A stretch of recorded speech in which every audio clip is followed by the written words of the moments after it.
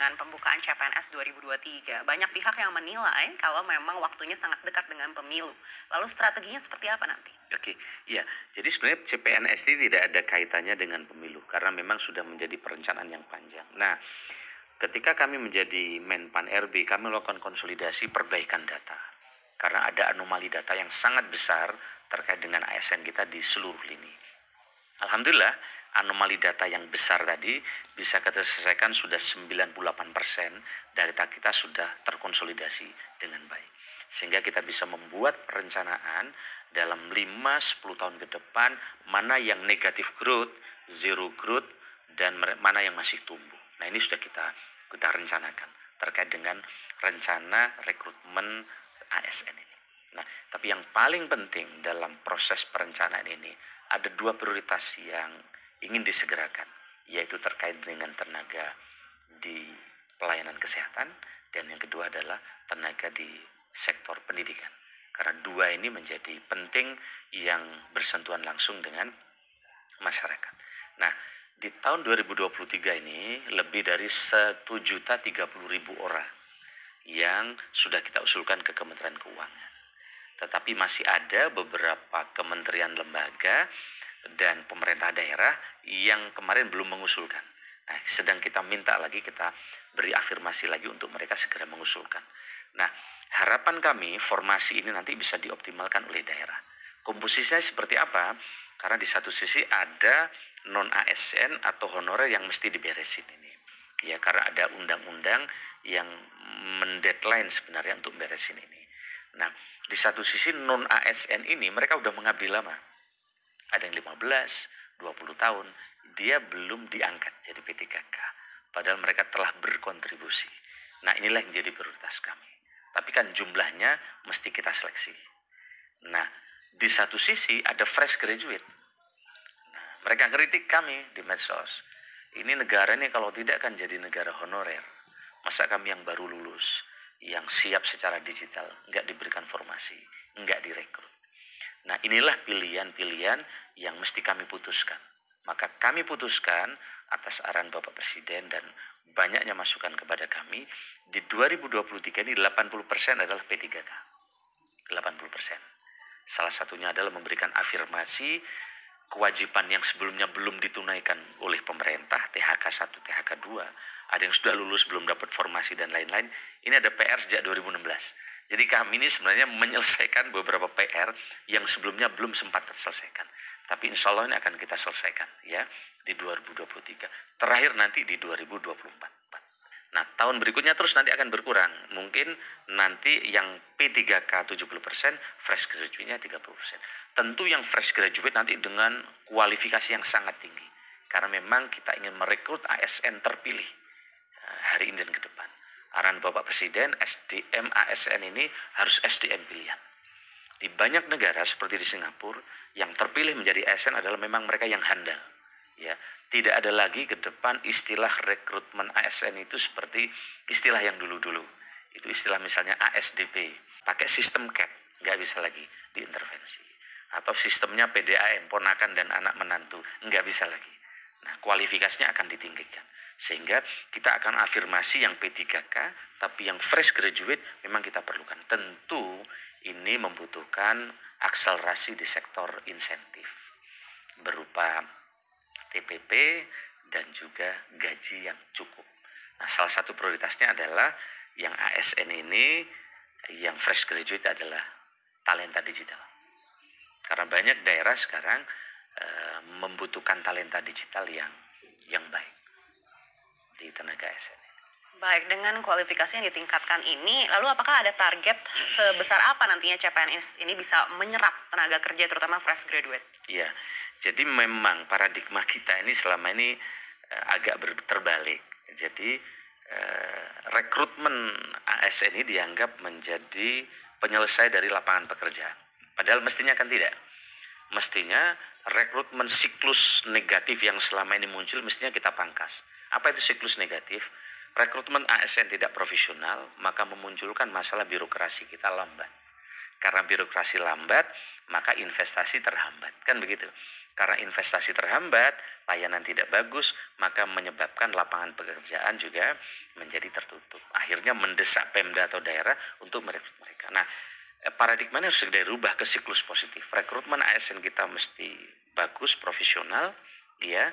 Dan ke depan kalau profesional, birokrasi kita akan hebat, investasi meningkat, dan akan menciptakan banyak lapangan pekerjaan sehingga tekanan ke daerah untuk merekrut lapangan pekerjaan ini akan berkurang. Nah, inilah tarik-menarik yang sekarang terjadi.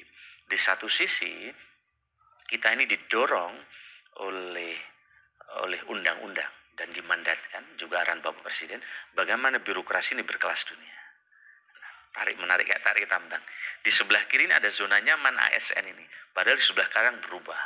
Nah, inilah yang sekarang tarik menarik tambang ini yang menurut kami harus didorong untuk dimenangkan ke yang kanan, yaitu birokrasi berkelas dunia. Oleh karena itu, kita sedang mencari jalan terbaik, yaitu komposisi menyelesaikan non-ASN dan fresh graduate yang akan kita rekrut. Baik, tadi Bapak sempat sampaikan juga terkait dengan sektor kesehatan dan juga pendidikan. Apakah ini artinya CPNS tahun ini akan fokus ke sana? Salah satunya.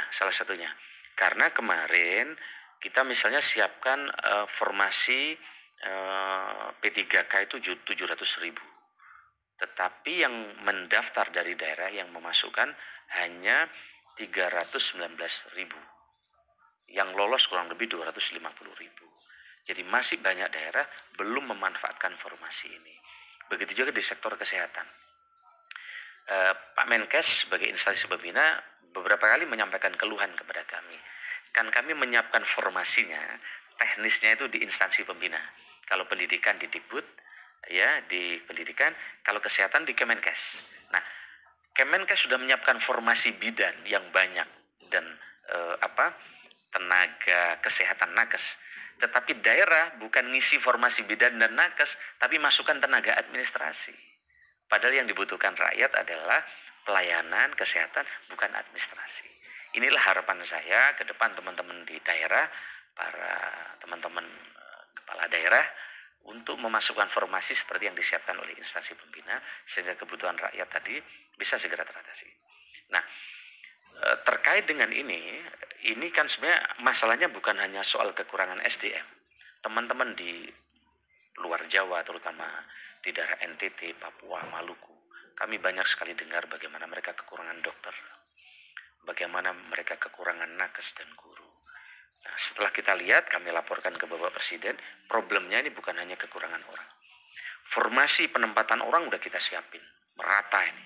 Bapak Presiden telah menyiapkan di Papua, NTT, Maluku. Nah, sayangnya setelah mereka diterima di situ dengan berbagai alasan, lewat ABCD, mereka minta pindah ke kota. Lebih krusial lagi, mereka pada minta pindah ke Jawa. Ada dokter spesialis, ada dokter ABCD. Nah, kalau ini yang terjadi, berapapun formasi yang disiapkan, di titik-titik terluar ini pasti tidak akan pernah cukup. Oleh karena itu, kita dengan BKN telah membuat ketentuan. Minimal 10 tahun mereka harus berada di situ baru bisa pindah. Tapi ini kan terus mendesak dengan atas nama ABCD, orang tua, anak, sehingga menyebabkan dosen, guru ini kurang di luar. Nah, kita sedang membuat rumusan ini, terutama dengan Undang-Undang Kesehatan baru yang sangat futuristik. Arahan Presiden tertampung di situ dan Pak Menkes juga punya idealisme yang sama. Maka sedang disiapkan misalnya dokter atau bidan atau mereka yang tugas di pulau terluar ke depan, kepangkatannya naiknya akan lebih cepat dibanding di Jawa. Nah, ini tentu akan menjadi insentif baru. Dan ini sedang kita tata. Dan Undang-Undang Kesehatan sudah selesai, baru saja disahkan. Dan itu luar biasa ke depan akan mendorong pemerataan dokter spesialis yang ada di Indonesia. Karena tidak hanya berbasis kampus lahirnya dokter spesialis, tapi juga akan berbasis rumah sakit. Dan kalau ini paradigma dan program ini jalan, tentu akan ada pemerataan, termasuk memberikan insentif kenaikan pangkat lebih cepat baik dari guru maupun dari tenaga kesehatan. Jadi ini beberapa skenario untuk mendorong pemerataan ini, Bapak Presiden menyiapkan skenario yang luar biasa, bukan hanya di PP, tetapi juga ini menjadi komitmen yang ada juga di undang-undang. Baik, Pak Suaranas, kita beralih ke hal lain yang juga menarik ini terkait dengan perpindahan ASN ke IKN. Kita Ya, menunggu katanya ASN ini akan menjadi ya, orang-orang pertama yang akan benar. merasakan seperti apa IKN. Ya. Ya, jadi Bapak Presiden beberapa kali memimpin rapat kabinet dan ada pembagian tugas. Ada teman-teman OIKN, teman-teman PU menyiapkan fisiknya dan terus dimonitor oleh beliau dan kami lihat progresnya dan APBN-nya sudah cukup untuk di ring 1 dan Kemenpan RB ini kebagian untuk menyiapkan persiapan ASN-nya bersama PKN, LAN dan lain-lain, termasuk kita sudah mengeksersis kementerian ini berapa, siapa dulu yang pindah, jabatan apa dan seterusnya. Nah, kurang lebih di sini ada 11.200-an ke depan ASN yang akan pindah di tahap pertama di 2024, kemudian kurang lebih 6 ribuan teman-teman TNI Polri yang akan pindah ke sana. Ya, yang menarik adalah bahwa mereka nanti langsung akan mendapat semacam rumah dinas yang disiapkan oleh pemerintah di ring 1. Kita juga sedang perjuangkan adanya tunjangan kemahalan dan seterusnya untuk tinggal di sana. Dan nanti di sini akan berbasis elektronik, termasuk konsep kantornya sudah konsep digital, sehingga targetnya Bapak Presiden ini memindahkan tugas-tugas sebagian ASN ini bukan hanya soal memindahkan ibu kota, tapi ada culture baru, yaitu digital leadership, kemudian green, dan seterusnya, dan seterusnya. Baik, apakah ada risiko pelayanan masyarakat menjadi terhambat karena adanya perpindahan ini? Tidak, jadi ini sistemnya udah disiapin, akan berbagi tugasnya ya. Yang bisnis sebagian masih di Jakarta. Tugas-tugas pokok yang terkait dengan layanan-layanan kebijakan penting, misalnya Kemendagri, Kemenpan, Kemlu, dan seterusnya itu nanti akan menjadi prioritas pindah ke sana. Dengan digital ini tidak akan ada hambatan, justru akan ada percepatan. Karena sistemnya telah disiapkan bersama sejak hari ini.